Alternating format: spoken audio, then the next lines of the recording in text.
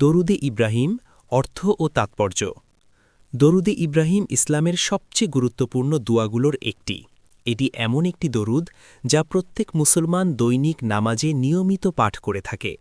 নামাজের শেষ বৈঠকে এই দরুদ পাঠ করা সুন্নতে মুয়াক্কাদা এবং নামাজের পূর্ণতার সঙ্গে গভীরভাবে সম্পর্কিত।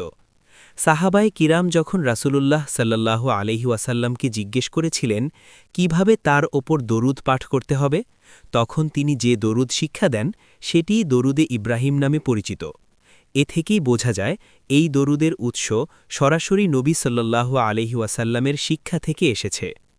দরুদে ইব্রাহিমের পাঠ হল আল্লাহুম্মা সাল্লি আলা মুহাম্মাদিন ওয়া আলা আলি মুহাম্মাদ كما صليت على إبراهيم وعلى آل إبراهيم إنك حميد مجيد اللهم بارك على محمد وعلى آل محمد كما باركت على إبراهيم وعلى آل إبراهيم إنك حميد مجيد এই দরুদের অর্থ হল আল্লাহ তাআলার নিকট নবী মুহাম্মদ সাল্লাল্লাহু আলাইহি ওয়াসাল্লাম ও তার পরিবারবর্গের ওপর রহমত ও বরকত নাজিল করার আবেদন করা, ঠিক যেমনভাবে আল্লাহ তাআলা নবী ইব্রাহিম আলাইহিসসালাম ও তার পরিবারবর্গের ওপর বিশেষ রহমত ও বরকত নাজিল করেছিলেন।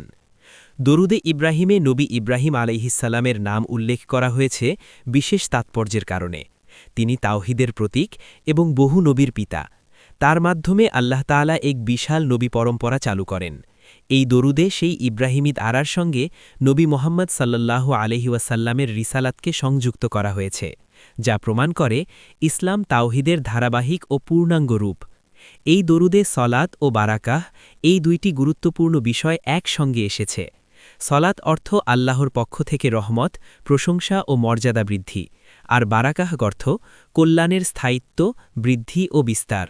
অর্থাৎ দরুদে ইব্রাহিমের মাধ্যমে নবী সাল্লাল্লাহু আলাইহি ওয়াসাল্লামের জন্য শুধু সম্মানই নয়, বরং তার দাওয়াত, উম্মত ও প্রভাবের স্থায়ী কল্যাণ কামনা করা হয়। দরুদে ইব্রাহিম কেবল একটি নির্দিষ্ট পাঠ নয়, বরং এটি ঈমানী স্বীকৃতি। এতে নবী মুহাম্মদ সাল্লাল্লাহু আলাইহি ওয়াসাল্লামের মর্যাদা স্বীকার করা হয় এবং তার সঙ্গে উম্মতের আত্মিক সম্পর্ক প্রকাশ পায়।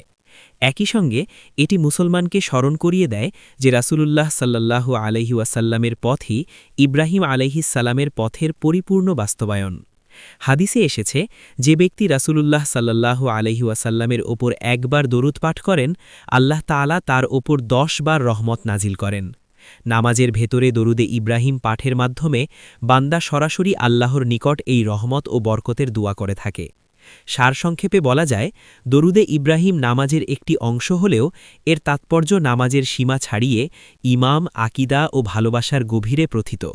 এটি নবী ও উম্মতের মাঝে আত্মিক বন্ধন দৃঢ় করে এবং মুসলমানের দৈনন্দিন ইবাদতে গভীরতা ও অর্থবোধ যোগ করে।